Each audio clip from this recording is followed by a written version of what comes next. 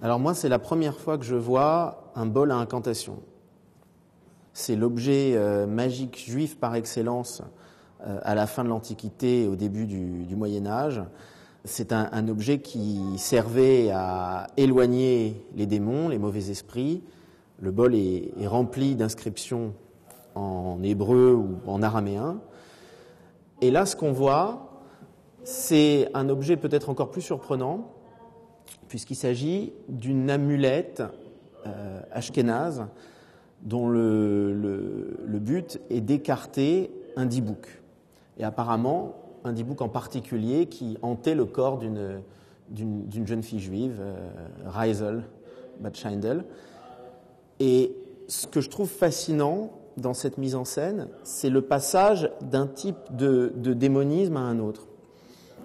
Avec le bol à incantation, on a quelque chose en fait d'assez classique et pas de vraiment propre au judaïsme. C'est-à-dire que aussi bien dans l'islam que dans le christianisme, et donc dans le judaïsme antique, on trouve la croyance aux démons d'abord, et ensuite aux possessions démoniaques. On en a des exemples concernant les Juifs dans le Nouveau Testament, chez Flavius Joseph, et bien sûr dans la littérature rabbinique et midrashique. En revanche, ce qui se développe essentiellement au XVIe siècle, c'est l'idée que l'esprit d'un mort peut revenir hanter le corps d'un vivant. Ça devient extrêmement prégnant et systématique dans les croyances juives au XVIe, XVIIe et puis au-delà, aussi bien d'ailleurs dans le monde séfarade qu'ashkénaze.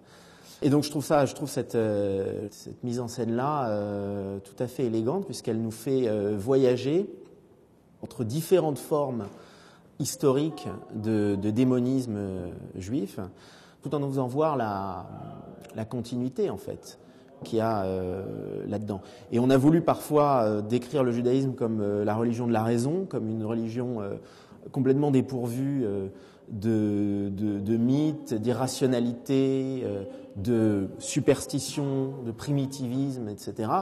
Et en fait, on a bien là la preuve que d'un bout à l'autre de l'histoire juive, c'est tout à fait le contraire qu'on peut constater.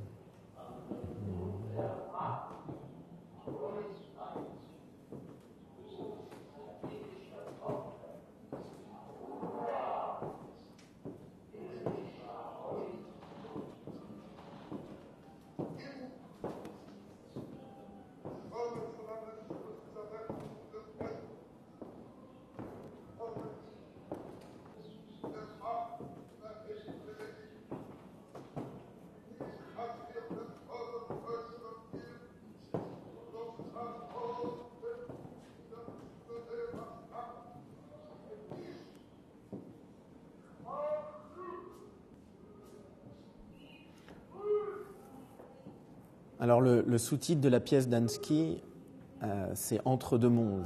Et là, moi, quand je découvre cette série de lithographies de Leonora Carrington, c'est vraiment deux de mes mondes qui se rejoignent, puisque j'adore Leonora Carrington, et je découvre donc qu'elle a participé à un projet autour du D-Book, un projet d'ailleurs complètement spectral, fantomatique, finalement la pièce n'a pas été montée.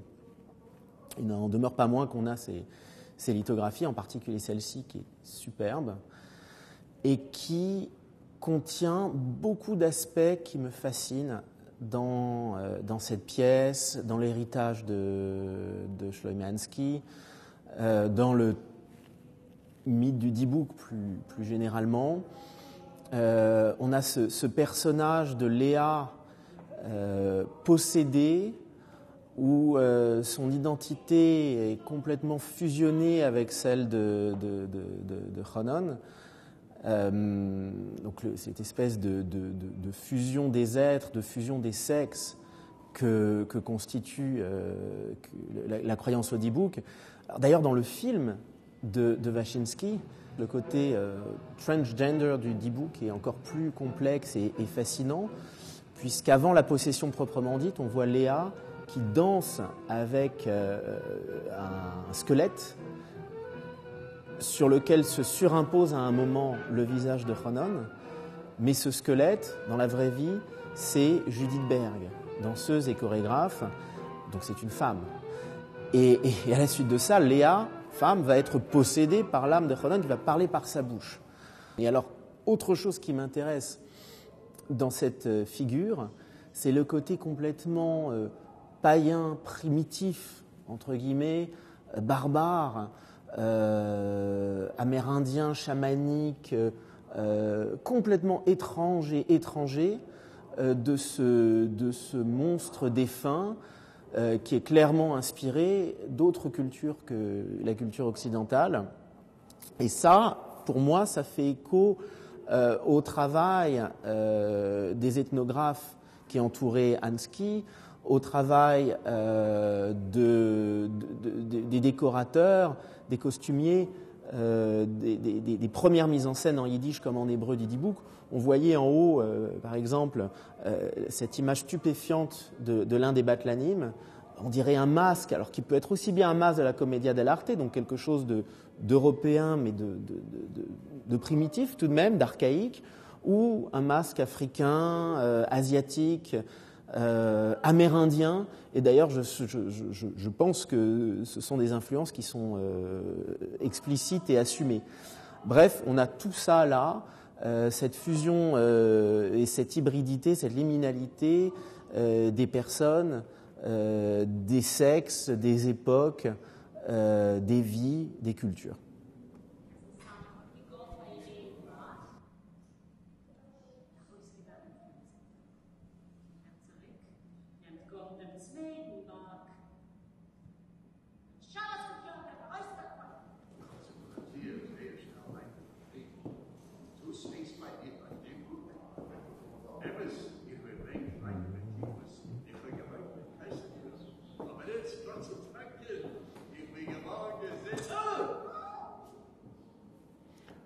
Alors cette photo, je la trouve saisissante. Je ne connais évidemment pas cette mise en scène moderne du Dibouk qui a été montrée en 2015 à Varsovie. Mise en scène de Maja Kleczewska. La photo est de Magda Huckel.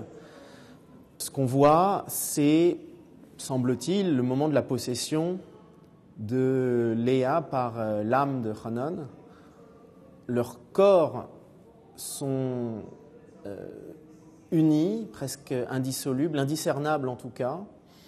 On a un mouvement qui rappelle celui d'une transe chamanique ou d'une union sexuelle. Il faut savoir que le phénomène du Dibouk, dans les croyances juives, et ça aussi, ça le rend complètement unique par rapport aux autres religions dites monothéistes, c'est un phénomène qui est le complément d'un phénomène de possession bénéfique.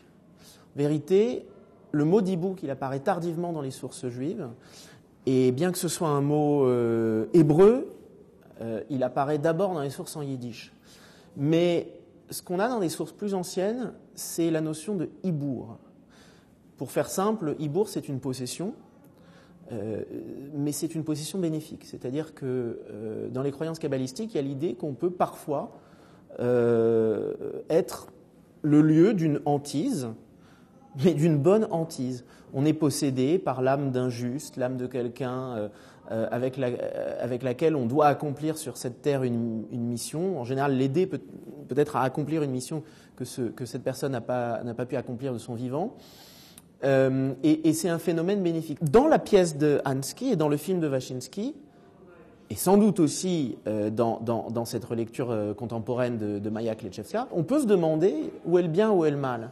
Et si Hanon est si mauvais que ça, alors oui, c'est vrai qu'il a défié les conventions religieuses et sociales, il a défié Dieu, mais pour en fait accomplir une loi suprême, qui est non seulement celle de l'amour qu'il porte à Léa, mais qui est celle découlant du serment que leurs deux pères avaient contracté avant leur naissance. Comme on dit dans l'hébreu des rabbins, c'est mitzvah haba ba'avera. C'est un péché, mais c'est un péché qui amène peut-être l'accomplissement d'une plus grande mitzvah. Et donc on peut se demander si c'est un dibouk ou un hibour.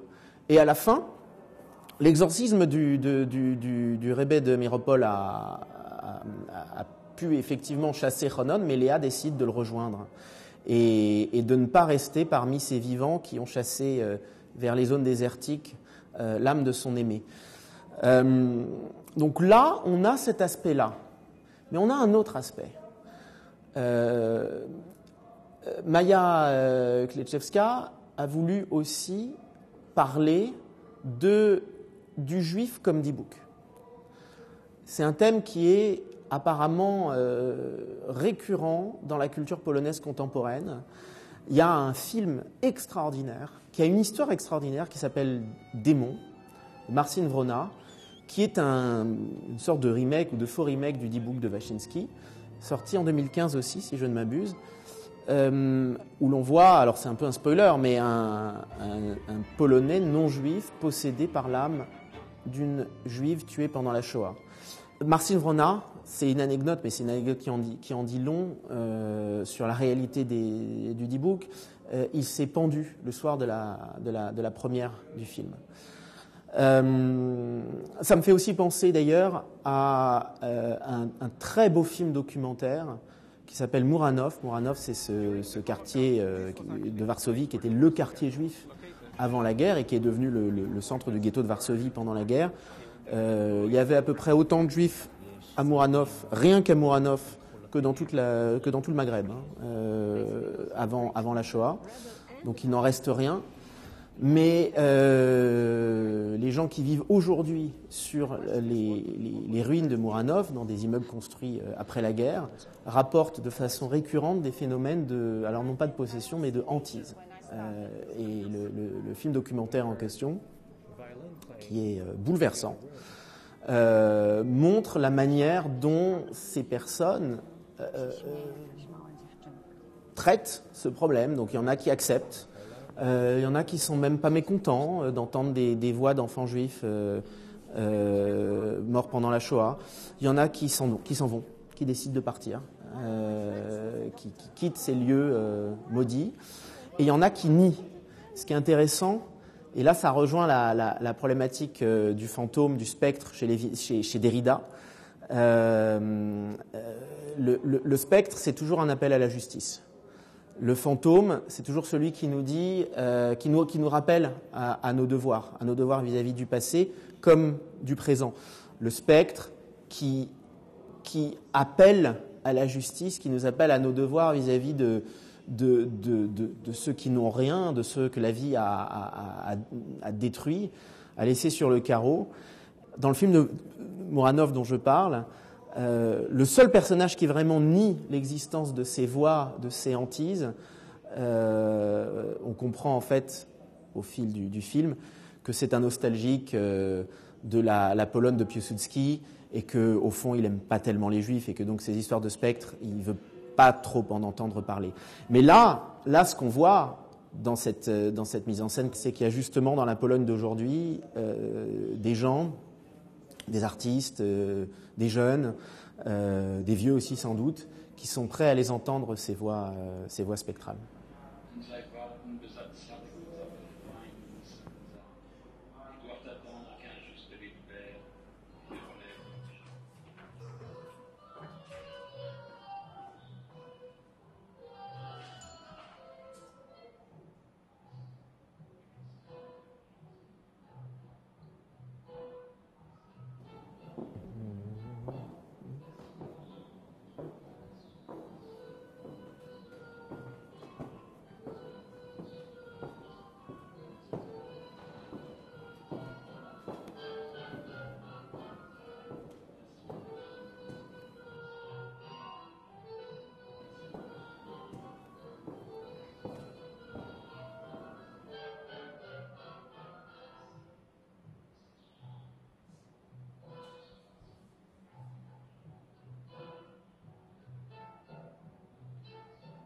Je découvre avec stupéfaction cette image, qui est donc celle d'une brochure consacrée à la première représentation en yiddish par le Wiener Truppe du D-Book, où les acteurs sont représentés s'abreuvant au pis extraordinairement nombreux d'une vache à lait, qui est la pièce du dibouk elle-même.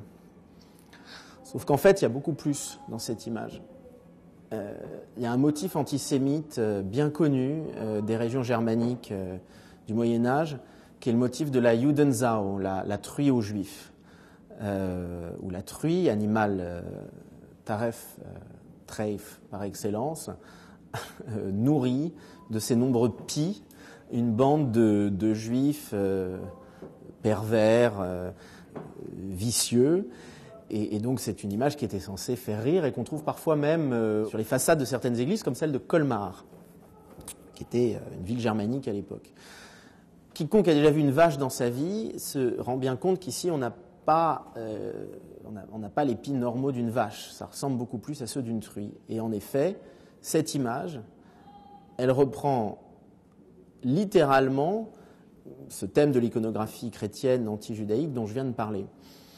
Ce qui m'intéresse là-dedans, c'est la manière dont la culture juive avant-gardiste, décadente, fin de siècle, etc., a pu jouer avec le spectre, le dibouk, le fantôme de l'antisémitisme. C'est une chose qu'un grand chercheur contemporain, Jonathan Friedman, a montré, par exemple, s'agissant d'un Walter Benjamin, qui va utiliser la littérature antisémite pour recréer, en se l'appropriant, des thèmes de la modernité juive. Eichmann a été nommé dibouk, un nom de code, quelques décennies plus tard, par les agents du Mossad chargés de son arrestation. Et on a tout ça ici de manière extrêmement humoristique et grotesque. Et ça me fait même penser, de manière alors la moins humoristique, à l'espèce de transe de Yechiel Denour qui a témoigné au procès Eichmann, et les voix parlées par sa bouche, les voix des morts, les voix des nazis, et finalement il est tombé dans les pommes, il s'est évanoui en plein procès.